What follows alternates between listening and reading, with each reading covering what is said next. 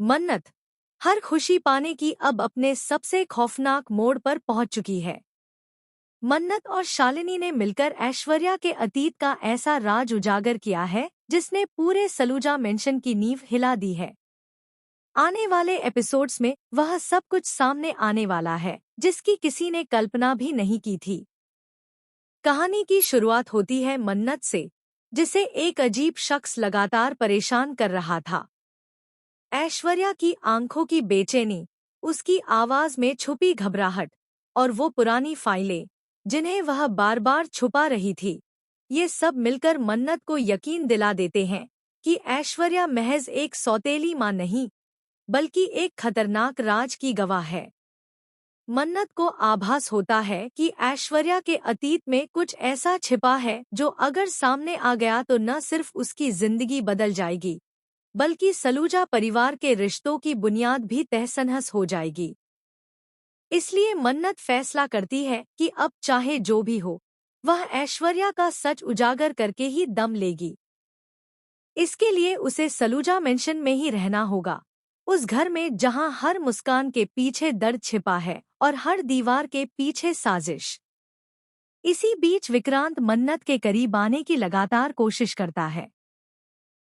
वह बार बार उसे बताता है कि वह उससे कितना प्यार करता है, लेकिन मन्नत की प्राथमिकता इस समय सिर्फ एक है, अपनी मां श्रुति के लिए न्याय और ऐश्वर्या का पर्दाफाश।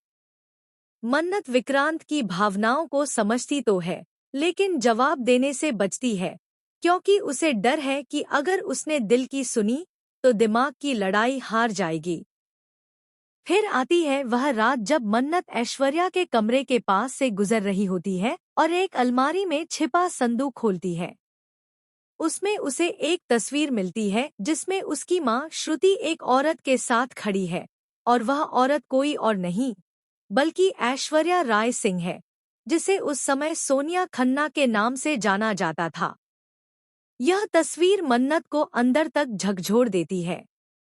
अब वह समझ जाती है कि ऐश्वर्या ही वह औरत है जिसने उसकी मां की जिंदगी में जहर घोला था, जिसने उनके परिवार को बर्बाद किया, और अब वही इंसान उसकी सौतेली मां बनकर उसके सामने है। लेकिन असली तूफान अब आता है। मन्नत को पता चलता है कि उसकी मां श्रुति आज भी जिंदा है, लेकिन पिछले कई सालों से कोमा में है। डॉक्टर बताते हैं कि उसकी जान बच सकती है, लेकिन इसके लिए लीवर ट्रांसप्लांट जरूरी है, और उसका ब्लड ग्रुप सिर्फ एक इंसान से मैच करता है, ऐश्वर्या राय सिंह। अब मन्नत ऐश्वर्या को मजबूर करना चाहती है कि वह उसकी मां को बचाने के लिए लीवर डोनेट करे, लेकिन ऐश्वर्या यह सुनते ही भड़क उठती है। वह सबके सामने मन्नत को झूठी और लालची बताती है। तभी कहानी में एक नई एंट्री होती है, दया मासी की, जो कभी श्रुति की सबसे करीबी दोस्त हुआ करती थी।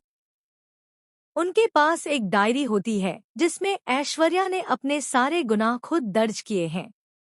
ये वो सबूत हैं जो ऐश्वर्या को दुनिया के सामने बेनकाब कर सकते हैं। इसी दौरान ऐश्वर्या और मल्लिका के बीच एक सौदा होता है।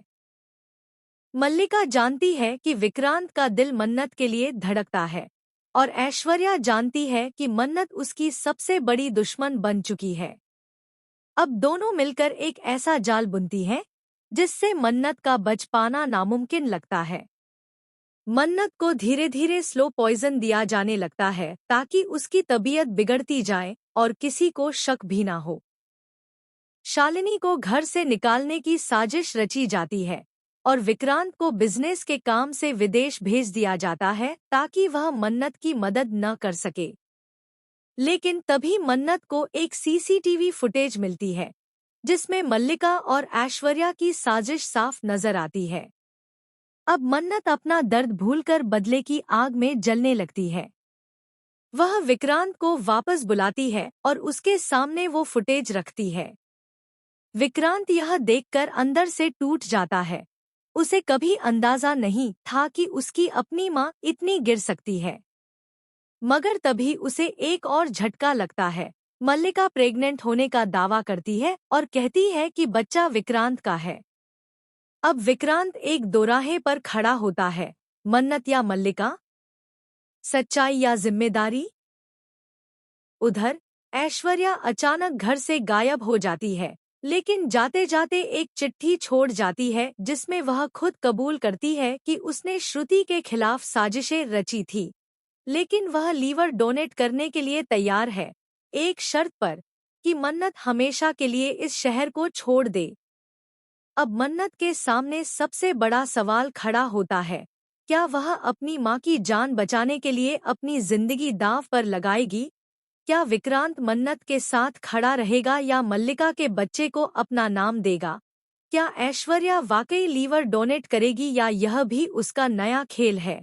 और सबसे बड़ी बात, क्या मन्नत की यह लड़ाई एक जीत में बदलेगी या वह भी अपनी मां की तरह एक साजिश का शिकार बन जाएगी? जानने के लिए देखते रहिए मन्नत, हर खुशी पाने की, क्योंकि अब कहानी मोड़ नहीं, तूफान बन चुकी है, जो हर नकाब को नोचकर सच्चाई को सामने लाएगा। अगर आप चाहें तो इसका छोटा YouTube डिस्क्रिप्शन या वीडियो टाइटल भी तैयार कर सकता हूँ।